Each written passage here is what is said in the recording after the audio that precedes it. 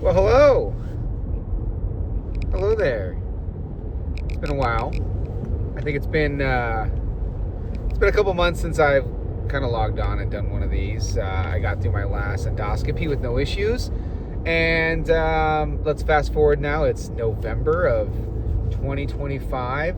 I just had my 39th birthday. And my procedure for my final surgery to help hopefully resolve this achalasia issue is going to be next Tuesday. So it is now 8:18 in the morning, 8:19 in the morning. It's Wednesday, November 12th, 2025. And this is Mike, your father. Or to Casey, I guess, your husband. And I'm going to continue on with the Dad, Tell Me Your Story.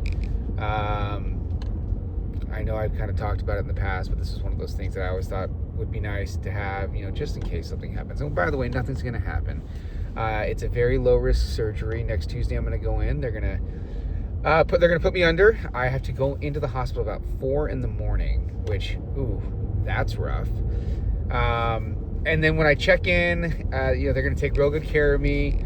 They'll put me through all the pre-op steps, get me, in the gown and cleaned up and hooked up to all the monitors, and they'll wheel me back, and I will count down from 10. They'll put me under anesthesia. I won't even know what's going on. It'll be like a twilight dream, and then I will wake up some 3 hours later, and I think it's on Tuesday the 18th, and hopefully what they will have done while I was under the needle is they're going to go down endoscopically, so they're going to go through my throat, which is nice. I don't have to cut open my stomach or any portion of my chest, hopefully, which they would have to do for the Heller myotomy, which was one of the reasons why we elected for the palm surgery. And they're going to kind of core out some of the muscle on my esophagus. Now, if you remember, or I'm sure for you guys, it's just been one video ago that you clicked, I have achalasia, which means that my esophagus, or achalasia, my esophagus does not work like a normal esophagus. It's some sort of neurological or nervous system thing where the nerves start firing, but it's torturous and it's twisted and it's tight. It makes it difficult to breathe, to eat, to swallow, to drink, to talk. So I have to kind of work through that, and I've gotten pretty good at it. As humans do, we adapt, and I have adapted. And so I wanted to, and then when they're done coring out some of that muscle, hopefully what it'll do is it'll relax the esophagus. So it'll, instead of it being all twisted up like a tornado in here, where every time I eat or drink, it gets stuck in there. And so I have to take very small sips, very small bites, wait for everything to go down, and then continue on. It makes certain types of food very difficult to eat, like chips, which of course last night I decided to eat some chips because I love chips. And because of that, I have been coughing up particles of chips that have been stuck in my throat all morning long. And that's kind of one of the sort of the tough parts of this this disease, is that the next morning, it's always after I have eaten real late, which of course I do eat late because I have 3 kids under the age of 5. I have a 5-year-old Jonathan, a 3-year-old Nikki, and a 1-year-old Evie, Evelyn. And so we get you guys put to sleep at about 8 o'clock. Of course, you fight that and want to stay up till about 9. And then we finally get to go downstairs. And then between 9 and 10 o'clock, that's mommy and daddy's time. That's when we can finally sit down. And lately what we've been doing is playing the game GeoGuessr, which has been very, very fun for us because mom and dad like to travel. We did like to travel. We still like to travel, but we were able to in our early marriage. And so this game is kind of a way to travel the world and spend some time with my wife, Casey, which has been it's been actually really fun. I've really, really enjoyed our time doing the GeoGuessr thing. And it's been nice, especially coming up to this surgery, to kind of get my mind off of things. But anyways, what I was talking about is that 1 hour is our time. That's when I can have a beer. I can sit there and eat some chips and not be interrupted constantly by little ones. And it's not that we don't love you. We do love you. We love you so much. And I love the interruptions. I know someday they're going to be gone and I'll miss them. But sometimes sometimes it's nice just to sit there with my wife, have a beer and some chips, right? So, because I did that so late, I've been coughing it up all morning, but we will get through this. And so I wanted to pick up right where we left off. I don't think there's any chance that I actually finish this book by the time that I have my surgery, because I know that I've already recorded about 3 or 4 videos, and it looks like we're about 1/10 of the way through this. But this today, what we're talking about is work and career, which is a big part of my life. It says, choose a job that you love and you'll never have to work a day in your life. Confucius said that, and it's very true. So when I was growing up, I came from a family of businesswomen. And so obviously my dad, Phil Wyatt, started MedNet, Medical Associates Network, based out of Glendale, California, which of course the business no longer exists as my dad passed away and the business has been dismantled. But that was the staple of my life growing up, the Medical Associates Network, right? That was my dad and his business.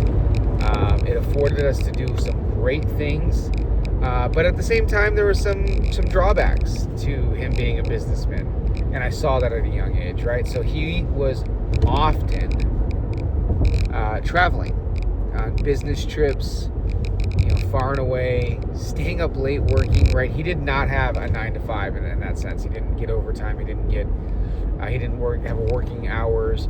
It was just when the work was there, he had to handle it. And he was the president, CEO, the big boss, if you will. So I saw the drawbacks, the toll that it took, the missed opportunities. Yes, we got to go to things like, I went to Jerusalem as a kid. I went to Paris and Italy. I traveled. But you go downstairs on a Monday, Tuesday, Wednesday night, to get a snack out of the kitchen at 9 p.m. and he was up on his computer working. And I didn't want that. And as much as the business world seemed interesting, I certainly wanted to make lots of money so I could also give my family the same gifts that were afforded to me. And, like going down and on Christmas morning and having 20 presents under the tree with your name on it. Those are the things that I grew up with. So living in a $7 million mansion, right? But I also wanted to live a life that was rewarding to me because of the career path that I chose. And I always had this interest in law enforcement ever since I was a kid. I'm sure you can find pictures of me as a kid, dressing up as a cop, Halloween costumes as a police officer. I had a sheriff's deputy where I grew up with. We had the sheriffs, and that's just all I wanted to do. And so I remember I was in college. I just always assumed, right, I'm going to go into the family business. I'm going to start working for MedNet. That was my future, right? But when I was a freshman in college, I went to Santa Barbara City College, and we lived at an apartment complex off of Red Rose Lane. And, oh, my goodness. And I think the address was like 515 Red Rose Lane or something like that. And right off of Red Rose Lane was a street that kind of ran down to a somewhat major. There's a little shopping center just south of our apartment complex. It had like a pizzeria, and it had a McDonald's in there. And I remember one time I was in the McDonald's, and a couple of Santa Barbara police officers came in. And I started talking to them, and they were telling me about the job, and I was probably 18 at the time, and I thought, that's what I want to do. That's it. Like, I want to be a cop. It sounded so fun, so exciting, so interesting. It sounded so honorable. It felt like I could, as somebody who was very easily distracted and often spent a lot of time, diagnosed with whatever you want to call it, ADD, ADHD, insert acronym here. I think I was just creative. It seemed like I could focus my energy on that, and it would be exciting and something that I wanted to do.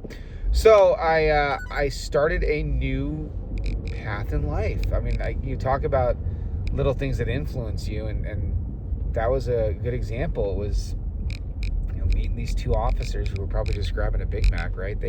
one of 1,000 contacts they had that year, and it probably was so insignificant to them they couldn't remember it if they tried. I mean, this being in 2005, and it's now 2025, so 20 years ago. It was probably right around this time 20 years ago. But that set me on a path where I thought, you know what? I'm in college now. I'm autonomous. I live on my own. I want to make my own decisions, and I want to do what I want to do.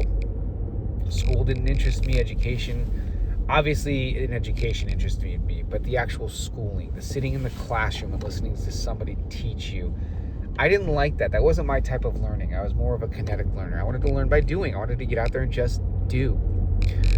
So after college, Santa Barbara, and then eventually Colorado, which I think I've talked about in previous videos, I came back to Southern California, and I moved back home with my parents when I was about 20 years old.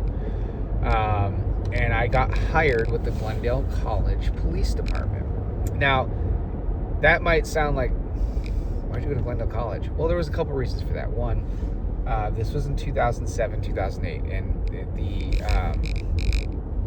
the ability to get hired was much more difficult back then. There was far less positions. Scratch that. There was far more people applying for the same number of positions. So far less positions that were up for grabs, so to speak. And just as an example, and I'll get to that part of the story, but there was a time where I applied at a police department. They told us there was 5,000 applicants or 10,000 applicants for 8 positions. So it was very tough to get hired back then. I was attending Glendale College. It made sense. I met the people that worked there. They seemed nice. I applied. I got hired.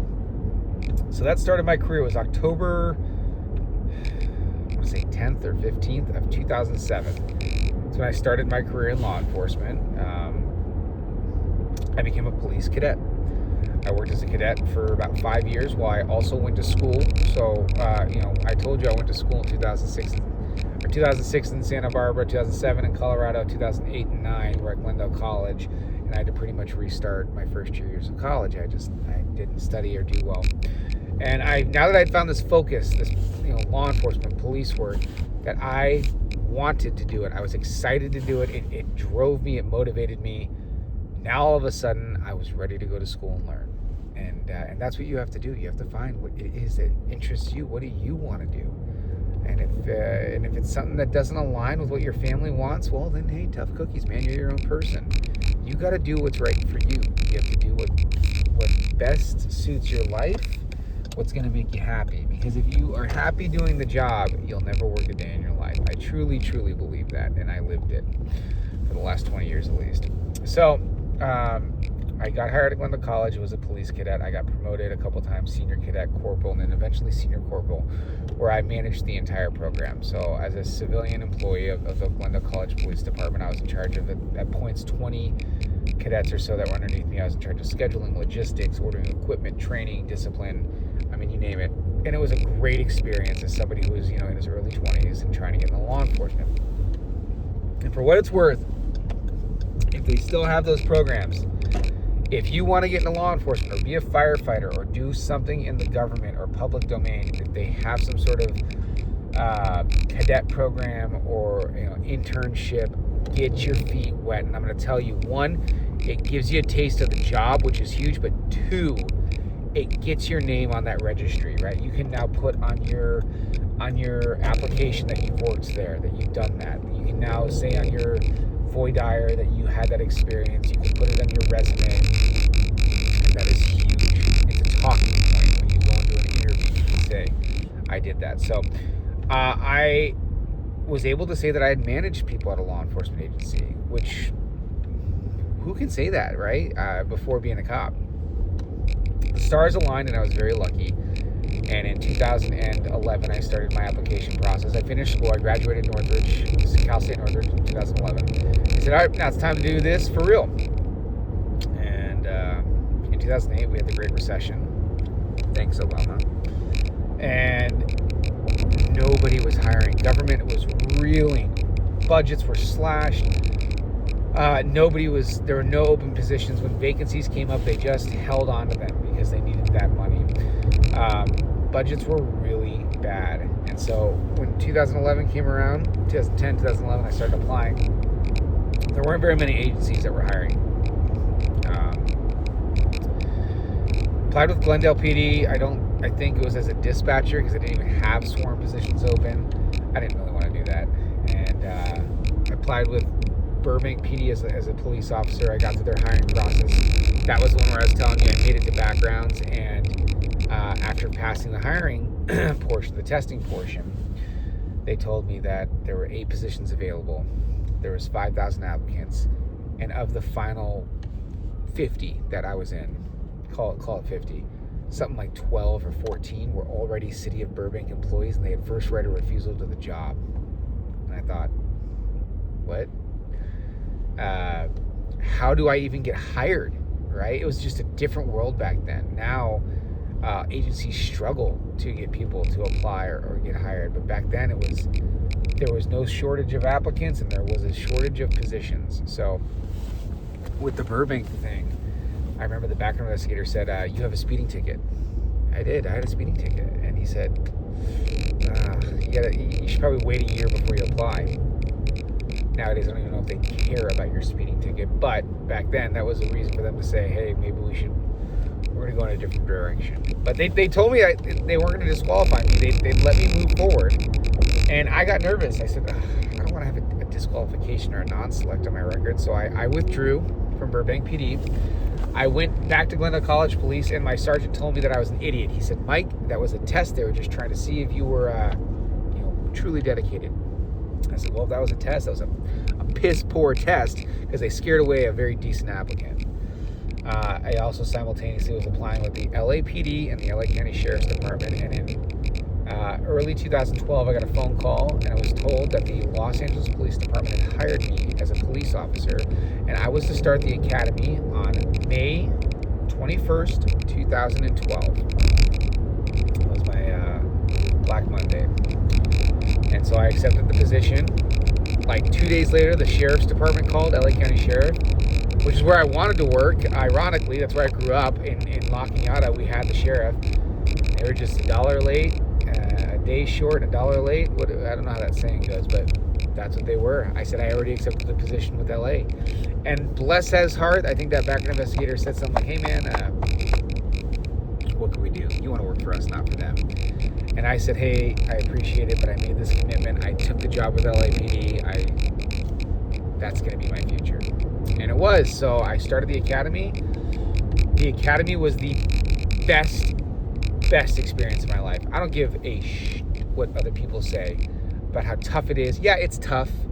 Physically, it's draining. Mentally, it's stressful. You're going to be tired.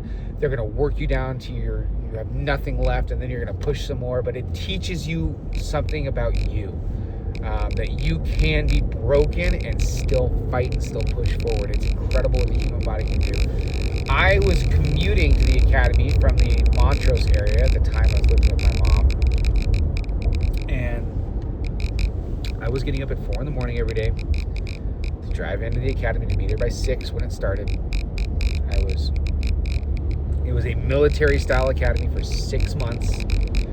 We got off at 4 p.m., drove home through traffic, and the academy, sometimes we were in Davis, which was in Granada Hills, which was great, and sometimes, more times, we were at the Omison Recruit Training Center, ARTC, which was in it's off the 405 in Manchester, and so you can imagine that drive. And the academy's tough, dude. It is. But I made brotherhoods there. Friends that I still to this day, I went there 2012 is 2025, so 13 years ago. And I still talk with those academy classmates of mine. I was talking to 2 of them yesterday. Manny Rodriguez and Jeremy Hunt, who ended up becoming some of my best friends. Jeremy was the best man at my wedding. And they're some of my best friends, a decade later. And I barely see them, if I ever see them. But we built that bond because we went to the academy together, and that was something that you don't expect. And that was what law enforcement was. It's a brotherhood, it's a sisterhood, it's a family. That is different than any job I've ever worked, ever seen anybody else in. We are family. I talk to people at work like I talk to my brothers or my wife or my kids, and I have love for them too. So I graduated the academy in November 3rd, I want to say, somewhere around there, 2012, because it was like a day or two, maybe it was like November 1st. It was a couple days before my birthday, and then my very first shift as a police officer was on November 4th or 5th of that year. It's just a couple days later. It was like on my birthday or the day after my birthday, something like that. And it was in Mission Division of LAPD, working 19A1 with Police Officer 3, Ricky Webb, as my training officer. I want to say his serial number was 23988 or 955, something like that. But, he was like a 30-year veteran, and that was my first day of being a cop. So here the question is, what are and were the best parts of this profession? Well, it's exciting. It's fun. No 2 days are the same. If you like adrenaline rushes, you will enjoy it. You get to chase down bad guys. You get to protect the weak, the innocent, and victims. There's nothing like that feeling knowing that you're a guardian. You're an ambassador to the community. You get to represent your city to tourists. You wear this uniform, so you are often the face of law enforcement. And so you get to this level of reverence where people sort of revere you just because of the uniform you wear. And you get a lot of power. So with that comes, it's kind of a stupid saying, but with great power comes great responsibility. It's the truth, right? You have to learn to be responsible, mature, ethical. You have to know how to make the right decision even when no one is watching. And that thrust me into reality because I never had that. I grew up a spoiled rich kid in La Cañada, right? And now all of a sudden I was making decisions that had real world consequences. On that job, you can hurt people, you can shoot and kill people, right? They give you a badge and a gun, and that has to weigh on you. But that also comes with incredible reward. And it's been the most rewarding career. So amazing. The work that I've done, the things that I've seen. I mean, I couldn't sit here and list you the stories because I worked at LAPD. I mean, it was every day. Every day I have a new story, a new adventure, a new crazy caper where we were chasing people, we were setting up perimeters, canine searches, going after, guys with guns who were preying on victims, men who were beating their wives and kids. Nothing like taking a child abuser to jail. Right? Those are your true victims. There's no excuse ever for hurting a child who has no way to defend themselves, no way to even know what's going on, and you are an evil, awful person if you hurt children. And I have no sympathy for those, for pedophiles, for child molesters, child abusers. Wood chipper, straight in, feet first, enjoy it. But the best part of this profession has been the camaraderie, the career, the brotherhood, the stories, the adventures, the learning, the growing, the learning how to work in a military-style organization, learning how to work as a team, learning how to set goals, plan missions, execute them operationally, investigatively, administratively. From a management's perspective, I've been a leader. I've been at times an acting supervisor. I've been a training officer for many years where I've taught young officers and gave my experience to them. It is just so rewarding, and I woke up every day excited to go to work. I was never mad that it was a Monday, right? I mean, obviously, Mondays for us were not always Mondays, but I was never upset that I had to go to work because I loved the job. I was so excited to get out of roll call and get in that police car and go do God's work. I mean, I love it. Now, I transitioned at some point in 2021. I left LAPD. I came to the Department of Justice. Why did I do that? Well, I gave up a lot of what I loved. I gave up driving the black and white police car. I gave up going to the call for the shooting in progress. I gave up the high-speed chases, the foot pursuits, the perimeters. I gave up a lot of the camaraderie that I had with LA, and I left behind a lot of the brothers and sisters that I loved and my family. And I'll tell you, I left almost 4.5 years ago, and it still hurts. I miss LAPD so much. I miss my family there. I don't miss the politics. God, I don't miss the agency. The management there, executive staff, have lost touch. At least they did in 2020, 2021 during the civil unrest or the riots. Let's call them what they were. We were so beaten and broken by our management and executive staff within the city that I don't miss that. But the people, I miss the citizens. I miss the feeling of helping somebody who needed help. I miss going into a gangster's neighborhood, taking that gangster to jail, and having the kids in the windows of the apartment complex who couldn't come out and play because the gangsters had taken over the courtyard, smiling and waving because they can now go use the park. I miss that. But it was very rewarding, and I did that because of my family. I was having kids, and I knew that it was a dangerous job. Being a cop is a dangerous job. I have been shot at. I've been hurt. I've been put in the hospital on that job.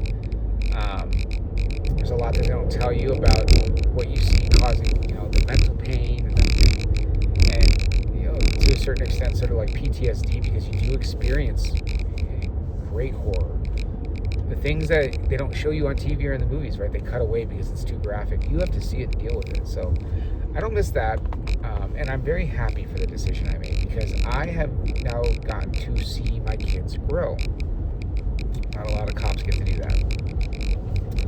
2021, I went to the Department of Justice. I took a job as a homicide investigator. It's on the California Police Shooting Investigation Team, and my job became to investigate law enforcement-related homicides or deaths in the state of California with certain criteria, and it's a very noble job. I'm glad that I'm here. I think I've had a major impact on how this team is developed, mostly because of my experience. They did not have a lot of street cops coming in, and I was able to use that experience and leverage that to help sort of push the program in a direction that I think is more positive, because it's a very delicate program, right? The state of California injecting itself into investigations of local municipalities or county sheriffs, other state agencies, that is a fine line to walk, and I think we've walked it quite well. I'm very proud of the work that we've done. So now, instead of chasing stolen cars in a black and white car, screaming around turns with red and blue lights flashing and sirens blaring, now, my work is to show up afterwards. And it's kind of like a detective. I'm a special agent, and now I get rewarded in a different sense because I get to do justice to family members who have had their loved ones killed by law enforcement. I get to do justice to the officers and deputies and agents that are involved in these incidents because we do this impartial, factual investigation, but we also get to, lean on experts and science, force science, human performance, to sort of bridge the gap to the prosecutor of what did the officer actually experience, right? It might not be what you just see on the camera. And we do justice to the community. The community wants it. They want that transparency. They want that impartial investigation. There's no question about it. That is, I think, not argued by anyone at this point. So it's an important, noble role, and I'm very proud of what I do. Now, I miss the fun.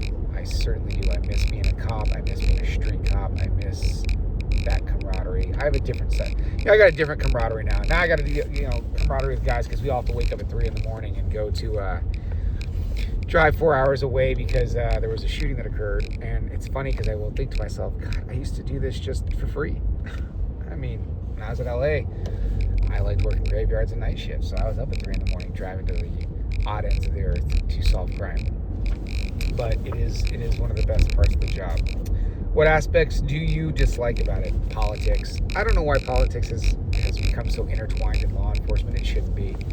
Law enforcement is a very, how do I say this?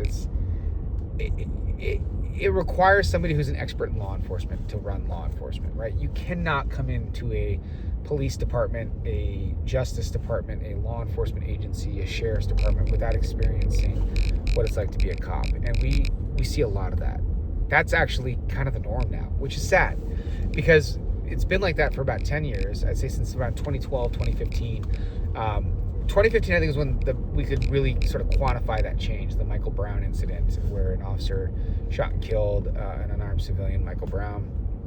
And you saw this movement shift, or it was during the Obama years when we had the beer summit at the White House because Obama said that an officer acted stupidly when the officer didn't do anything wrong. He responded to a burglary call and he found a suspect matching the description. Couldn't know it was the homeowner. He took appropriate actions. The homeowner resisted and was taken into custody. And they found out it was the homeowner and everything was code 4. I mean, stuff like that happens. It's not a perfect science, but we saw Obama start to take this role of, I'm a president, I'm a politician, but I'm going to tell you how law enforcement needs to be done, which is not right. It shouldn't be that way. Just like you wouldn't have a politician tell you what medical procedures you should get. Or maybe some of you will.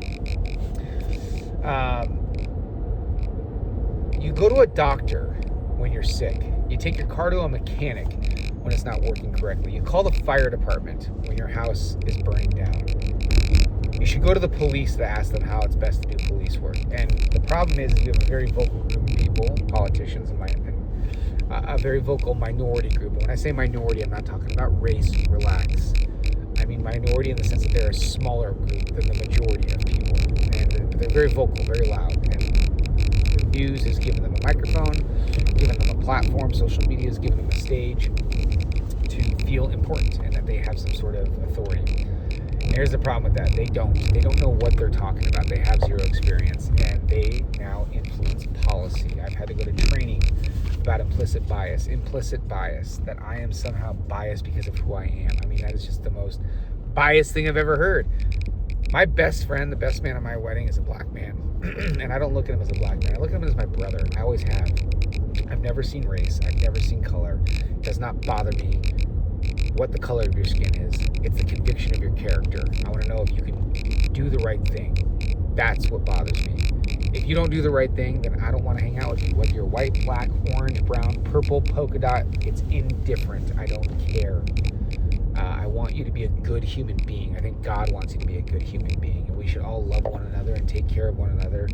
But if you're an asshole, then you're an asshole. And that's all you're ever going to be. And that's the problem, is we tried to turn police work into some sort of doctorate's degree, into culture assimilation or cultural wars, and why certain people have failed and why there's lower socioeconomic status. It's not the cop's fault. The cop is to go out there and stop people from running red lights, and stop people from selling drugs, and stop robberies from occurring. That's what the cop's job is. It's not to rebuild society. For what it's worth, that's the politician's job, and they do a terrible job at it. So what do I dislike about law enforcement? The politics. Way too much politics involved. If you can learn to ignore it, which I have, just go and do your job, you'll be very successful. Who was the best boss you ever had, and why were they such a good manager? Sam Richardson, hands down, who, by the way, is going to retire here pretty soon. He told me, I worked with him 2 days ago. He told me he's leaving in January. I've worked for Sam ever since I came to the DOJ. Sam is not a boss, he's a leader. And I'm going to tell you some of the good qualities about a leader. And it's not just Sam, right? I've had other good bosses, but Sam is the best one I've ever had. One, a leader leads from the front. Sam is right there with us. He does not send us to do something, a job that he would not do himself. I see that a lot. I see it here at DOJ a lot. I see it at LAPD. A sergeant or a supervisor, especially a supervisor, says, hey, I want you to go do this job. It kind of sounds shitty, but you're going to do it anyways. And oh, by the way, I'm not going to be there with you. No. Be there with your troops. Be there on the front lines. Sam is always there. It doesn't matter if it's late nights, early mornings, weekends, holidays. It doesn't matter if he's tired, if he's sick. The dude shows up, and that means everything to us. He goes to bat for his troops. He listens to us. He has a group of tenured investigators that all have a vast knowledge of law enforcement. We have different backgrounds, different expertise, but together as a conglomerate, we are the most highly skilled team that does this job, and he listens to that. He listens to us. He takes our ideas to management. And that's why our team has been the most successful team in the state of California at what we do, because he lets the true experts, which are the guys that do the job, he lets us do the job. Sam, buddy, I don't know how else to put it. You've inspired me to be a better investigator. You've inspired me to try harder, to be a better father. You have inspired me to become a leader myself, because I see how effective good leaders can be. He does not yell at us. He does not berate us. He praises in public. He'll castrate in private if he has to, but he almost doesn't need to. He gives us a loose leash, allows us to be our own leaders, which I think is an awesome way of doing leadership there. Let your team, if you recognize that your employees can be autonomous, let them be autonomous. He does not put himself on a pedestal. He takes care of us before himself. We were having an issue about 2 years ago with cars. The state just was out of money, didn't buy us cars. So we were all in these crappy hand-me-down vehicles. And finally we got a new car. One new car. And Sam didn't take it. And then the next new car came. And Sam passed on that one. And the next one, and the next one, until the entire team of investigators had brand new cars. Then Sam took one. I mean, that selflessness is shocking. You don't see that anywhere. Not just a boss, but just in the world.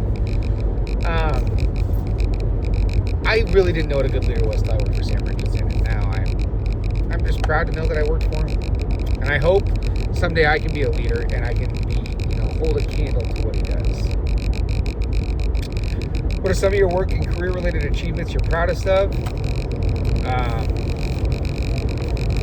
I've gotten a lot of accolades, 120 plus commendations from LAPD.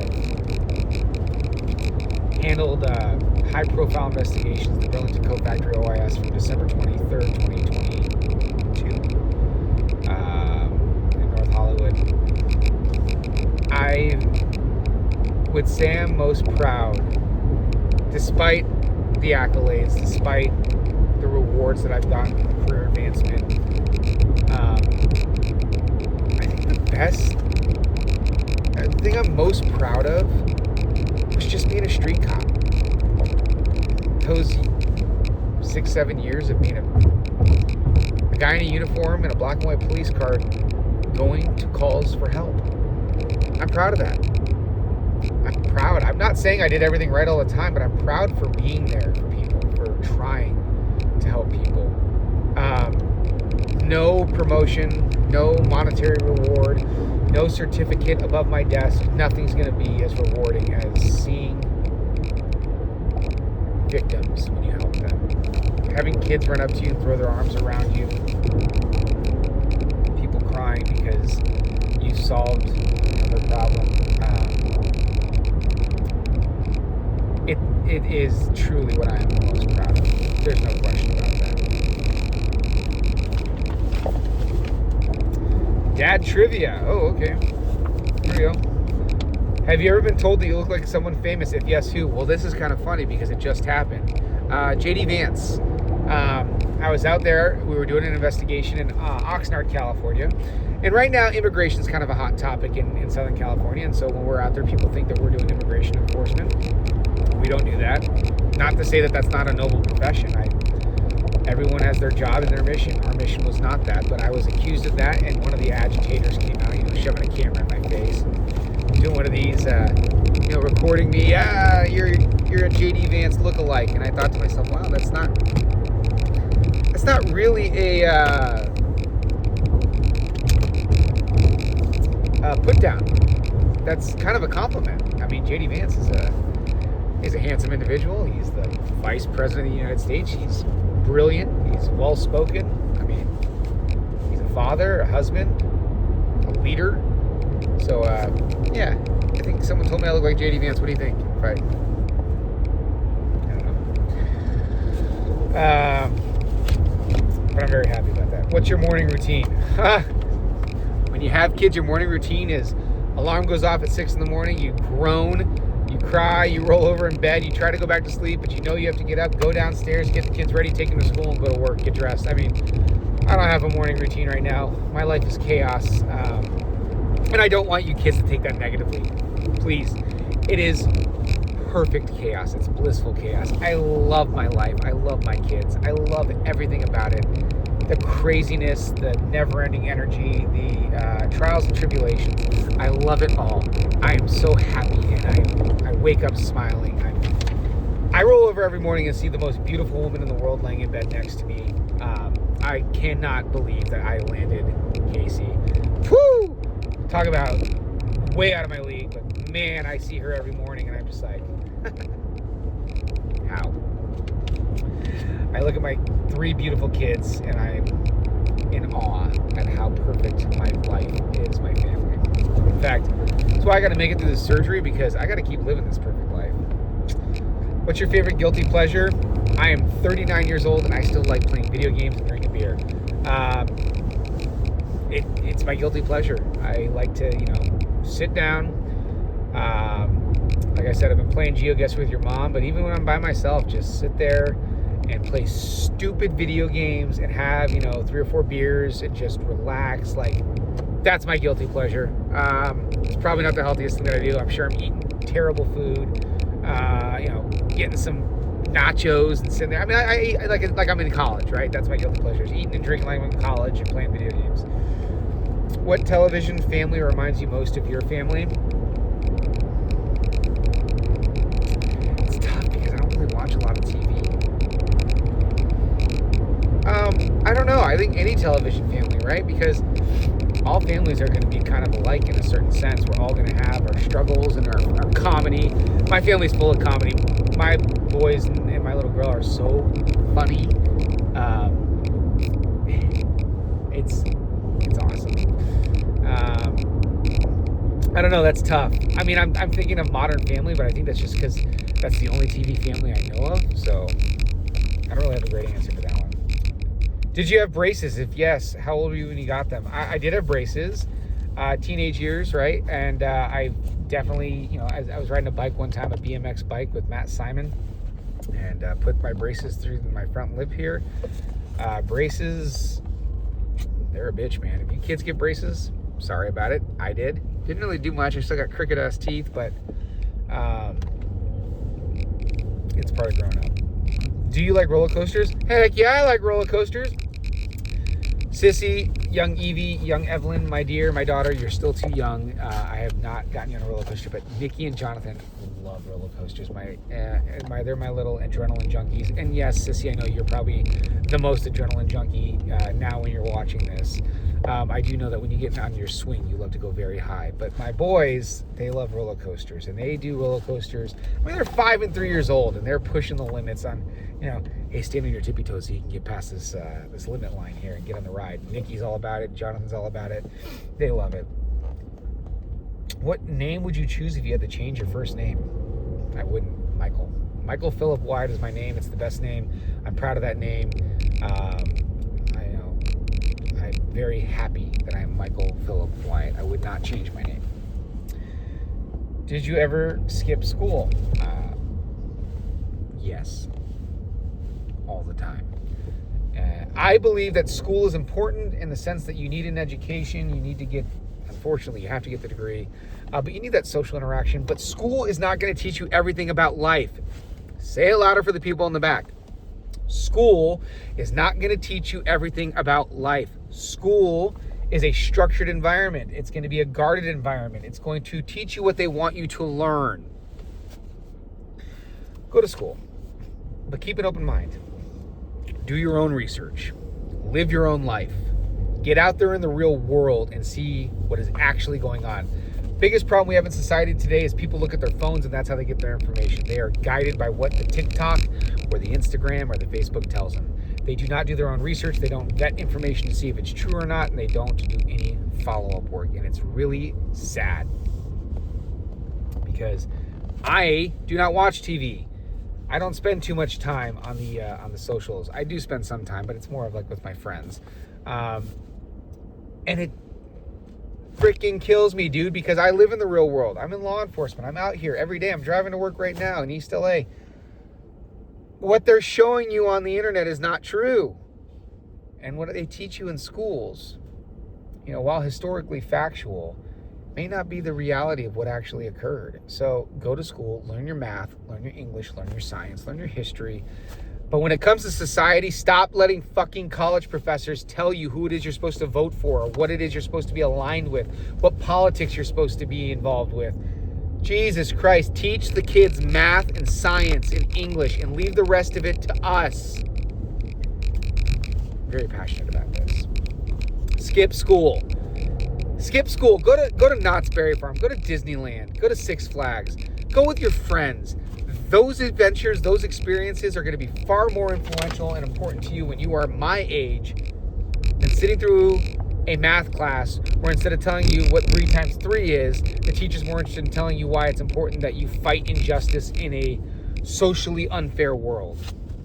Skip school. If yes, did you get away with it? And what did you do while you should have been in class? Well, yes, I did get away with it because I skipped school when I was 18 years old. I was an older kid in my high school, right? So I turned 18 my November of my senior year. So most of my senior year, I was able to sign myself out. And I did all the time. What did I do? I don't know. I went and hung out with friends. I did exactly what I just told you. I went and enjoyed... Come on, let's go. I went and enjoyed the world. The big, beautiful world. And travel. Skip school and travel. Take a semester off. Go abroad. Go somewhere you've never been before. Do something you've never done before. Take chances. Take risks. Make yourself uncomfortable. Very important. And learn to be comfortable in an uncomfortable world, because it is. Next question in your family tree. My great-grandmother. I am awful at this. Your mom will tell you. I am the worst. My memory sucks. I'm just terrible at this. I don't know who my great-grandmother was. On my mom, on my dad's side, I don't know my great-grandfathers. I don't know any of this. I knew my grandfather on my dad's side was John. He died when I was a baby. I was like 3 or 4 years old. I have very, very little memory of him. I have a one memory that's stored back there about him and me on a chair when I was like, a child, a baby. And that's it. My dad's mom, Kitty, Grandma Kitty. She died when I was, I don't think I was a teenager yet. I think I was 8 or 9, somewhere around there. The only memory I have of her was meeting her at like a retirement home. And I just thought, wow, she lives at like a resort.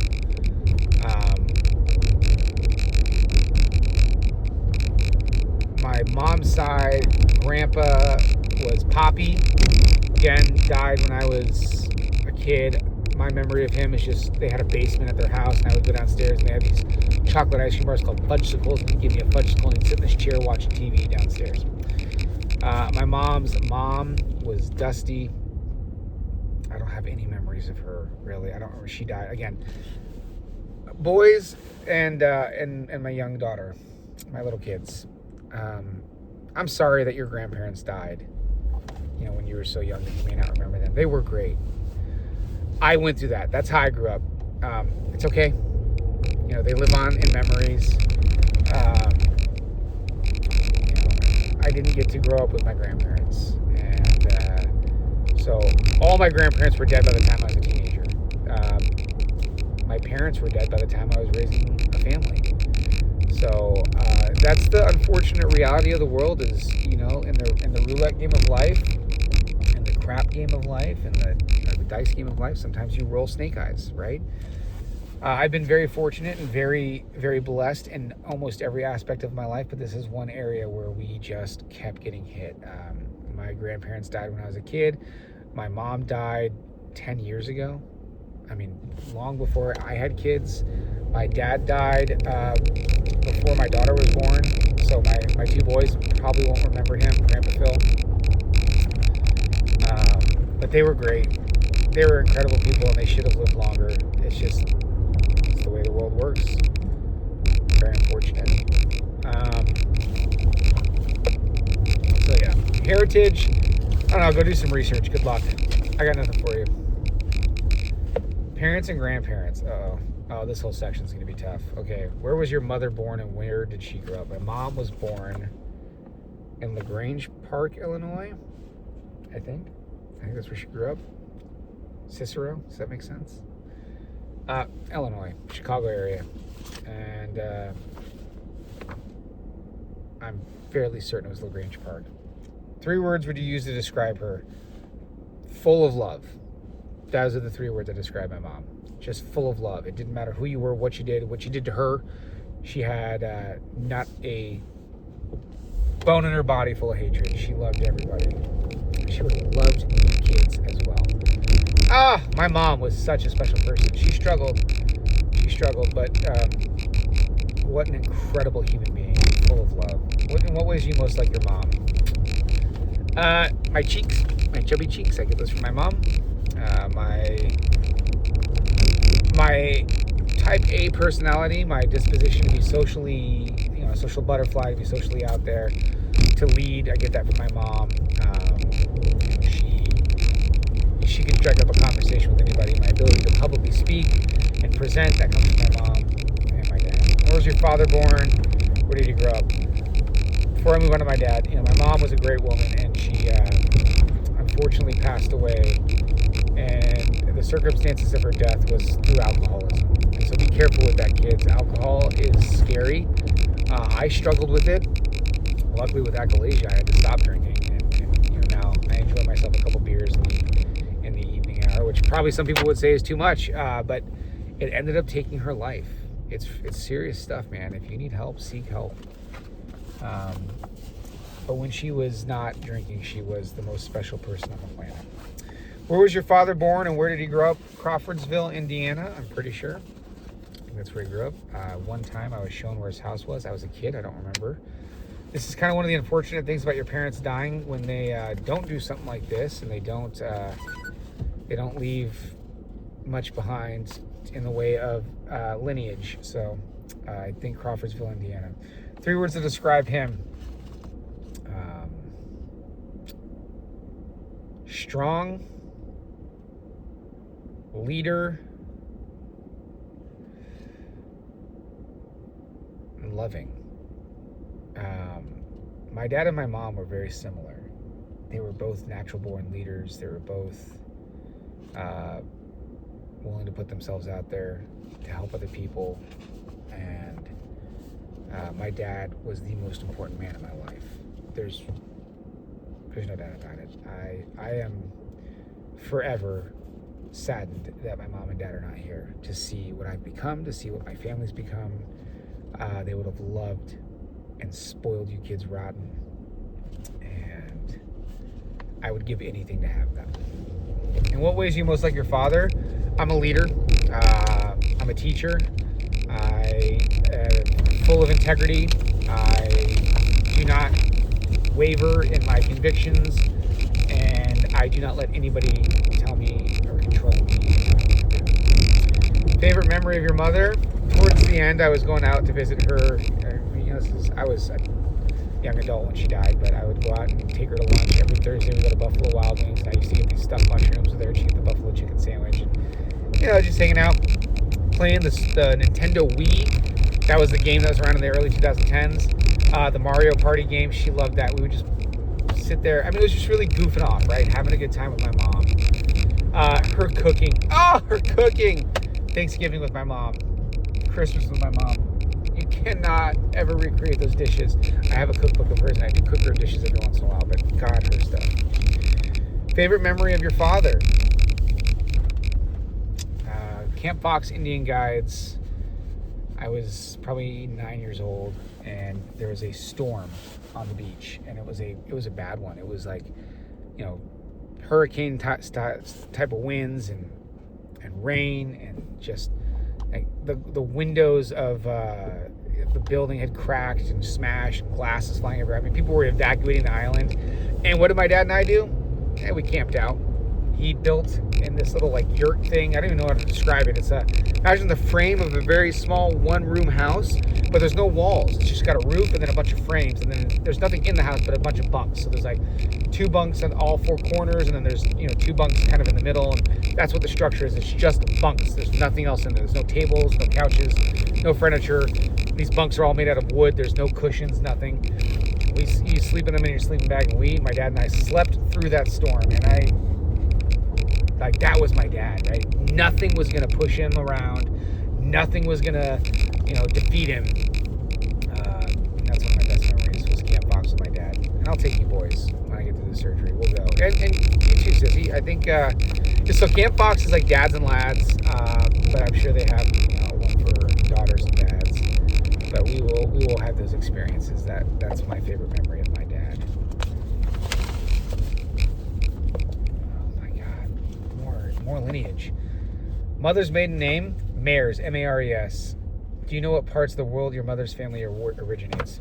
God, I think Czechoslovakia. I thought I was Irish for the longest time. I have a tattoo on my back that's in Gaelic. It says, Thir Maithlnir Alafios Akitat de Sam Dynamith. Means, Father, forgive them for they know not what they do in Gaelic. I thought I was Irish. I'm not Irish. I'm like 2% Irish. I think we're like Slovakian or Czechoslovakian or something like that. Eastern European. Father's side of the family, German, Icelandic, English, Welsh. Look, dude, I'm just a white boy. All right, there's nothing special about me. How'd your parents meet?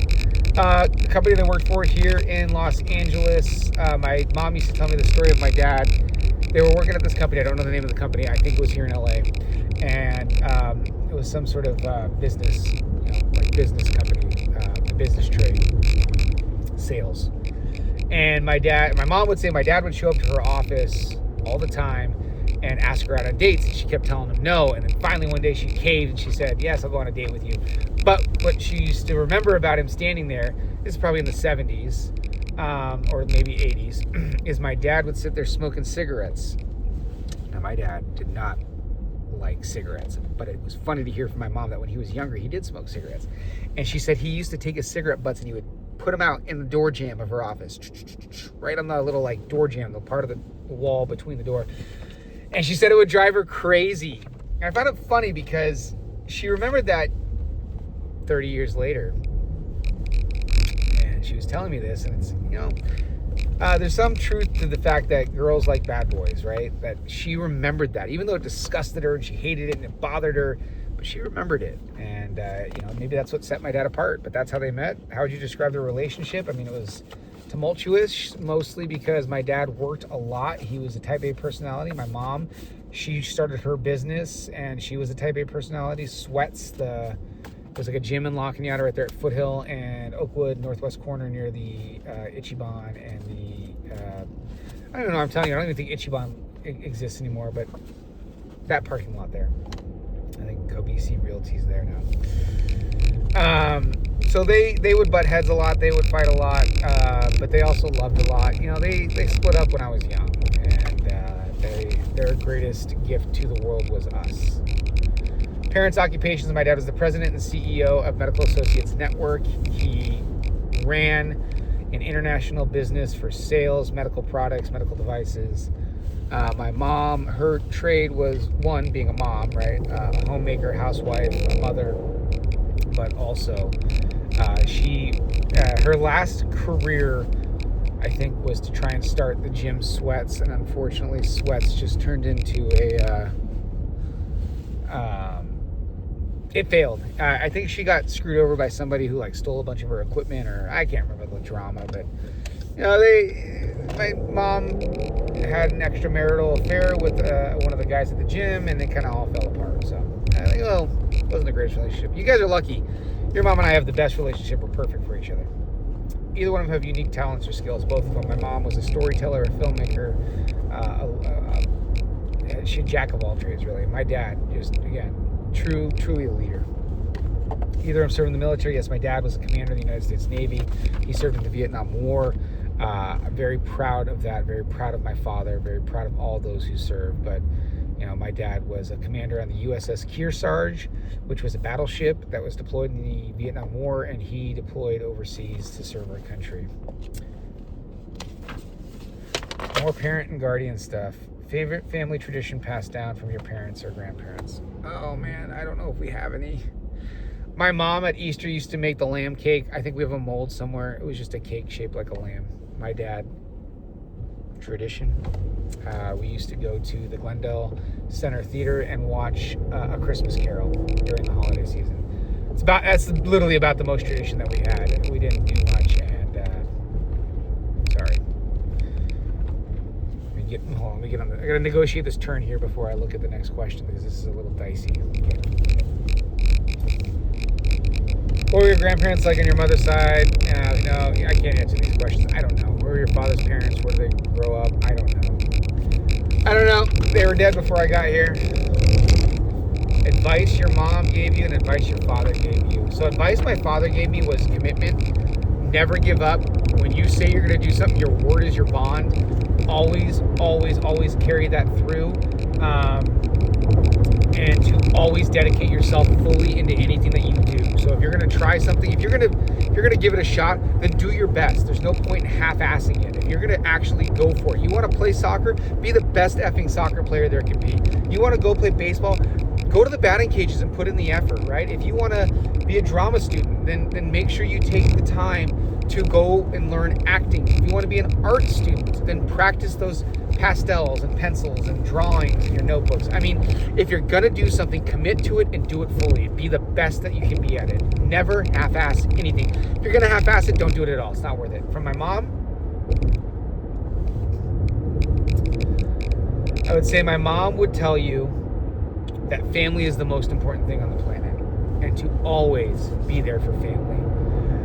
Your siblings, Jonathan, Nicholas, Evelyn, Evie, Evelyn Marie, Sissy, got a million names for you. You are the closest that you will ever be to me and your mom. You are the only thing that ties you to family. And so family always comes first. Drop what you're doing to help your family. Always be there for them. Now we're getting into great-grandparents, and I got nothing for you. Siblings. I think I'm at an hour, so we'll pick up siblings on maybe the next one. But my siblings are Christopher, Daniel, and David Wyatt. They're 3 boys, all younger brothers. And that's what we're going to pick up next. So, before I sign off, some final piece of advice. Jonathan, I love you. You are my oldest boy. You are my first child. And you were the greatest gift that ever happened to me. You are so smart. Your intelligence puts me in awe. You can do things that nobody else your age can do, the things that I can't even do. You are going to change the world, and you are going to be the best at whatever it is you do. Always, always, always keep trying. Don't settle. Don't think that you are second rate because you're not. You are special. Nikki, you are the bravest kid that I've ever met. Your physical skills and agility are something that keep me in awe. You are special and perfect. You're my second born child, and you're the older brother to your sister Evie. Always, always, always keep trying your best, because when you put your mind to something, you are never distracted. You get it done. You are so smart and so funny. Your personality is a character that I am very jealous of. Evie. You are the most creative, beautiful young girl that I've ever seen in my life. Your interest in trying new things, it just sets me back on my heels. I mean, you always are trying to explore and learn and gather information. I think you're going to be destined for greatness. You are going to someday, somehow, be the doctor that cures the diseases and saves the world. All 3 of my kids, Jonathan, Nikki, and Evie, you are all special. You come from a lineage of special people. You are going to be smart. You're going to be quick-witted. You're going to be good-looking. You're going to have confidence. You're going to be committed. You're going to try your best. You're going to be successful in everything that you do. And even when you fail, you are still successful, because when you fail, you just learned something. And as long as you're learning, and you're always trying, and you're always doing better than you did last time, then you are always succeeding. Remember that. Love fully. Commit yourself fully. Be nice. Be kind. Unless someone's an asshole, then treat them like an asshole. Don't be taken advantage of. Don't let somebody not know your worth. Don't let somebody tell you you're not worth what you know you are worth. If someone's an asshole, write them out of your life. There is no reason to surround yourself but anything but greatness. You You will become the people you surround yourself with. And if you're hanging out with assholes, if you're hanging out with hooligans or bad people and criminals, then that's what you're going to be. My dad used to call it guilt by association. I won't say it's guilt by association. I'll say you hang out with who you are. If that's who you choose to be, then own it. My wife, Casey, you were the greatest thing that ever happened. You are the love of my life. I never deserved you. I never deserved you. You were so perfect. You are beautiful, and I mean 11 out of 10. You are everything I could dream of. You're smart. You're so smart that I actually don't even try to argue with her, with you. Kids, I don't argue with your mom, and I'm serious. I try, I lose. She's always right. It's not like a joke. She's just too smart for me. She's funny. Her humor is a special kind of humor that when she gets you, you don't even know you've been got. And then you sit there and you go, damn, she got me good. Your mom was the most special person and changed my life. The last 9-10 years. Well, okay, so we got married in 2007, but really been dating since 2014. So we'll say 11 years. Been the best years of my life. Hands down, no question. Not even with hesitation. There's no hesitation there. And I love you all. I love you, Casey. I love you so much. Remember this beautiful face. I love you, Jonathan. I love you, Nikki. I love you, Evie. You are all my kids. You are the most special people on the planet. You're the most special version of yourself. You are the best person that you're ever going to be. Never give up. Never surrender. Always fight for what is right. Always do what you want to do. Make sure that you are true in your convictions. Make sure that you are always trying hard to be a better person every day. But make sure you're doing what you want to do. Don't waste your time doing things for other people that you don't want to do. Do what you want to do. I love you. I love you so much. And I want you to know that I am happy. I am the happiest person on the planet. I'm happy with my job. I'm happy with my family. I'm happy with my love life. I'm happy with my social life. I'm happy with the toys and the things that I have. I'm happy with my home. I am happy. And I don't know how I got so lucky to have the best life ever. But here I am. So, until next time, I'll see you when I see you. And if I don't see you, well then, goodbye.